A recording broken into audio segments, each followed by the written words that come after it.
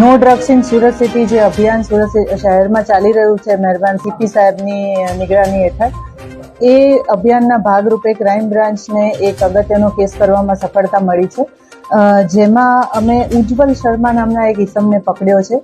આ ઈસમને 487.280 ગ્રામ એમડી સાથે પકડ્યો છે, જેની કિંમત 48,72,800 રૂપિયા થાય છે.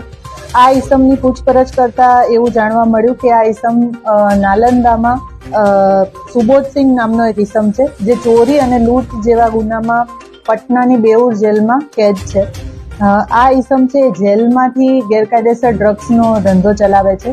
એની પાસે 200 જેટલા માણસો છે, જે અલગ અલગ રાજ્યો જેમ કે ઉત્તર પ્રદેશ, બિહાર, ઝારખંડ, મધ્યપ્રદેશ આ બધા રાજ્યોની અંદર જે ગોલ્ડ ફાઇનાન્સિંગનું કામ કરતી સંસ્થાઓ હોય એ સંસ્થાઓ ઉપર હથિયારો સાથે માણસો મોકલી અને લૂંટ કરવાની ટેવવાળો છે, અને એની વિરુદ્ધમાં ત્યાં ગુનાઓ પણ દાખલ થયેલા છે, અને એ ગુનાઓમાં જ એ ત્યાં જેલમાં છે.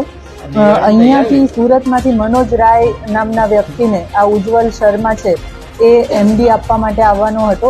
આ મનોજ રાય છે ટેલિગ્રામ એપથી સુબોધની સાથે કોન્ટેક્ટમાં હતો, અને એને ડિલિવરી આપવા માટે ઉજ્જવલ શર્મા જ્યારે અહીંયા આવ્યો ત્યારે એને અમે ઉધના રેલવે સ્ટેશન નજીકથી પકડી પાડ્યો છે.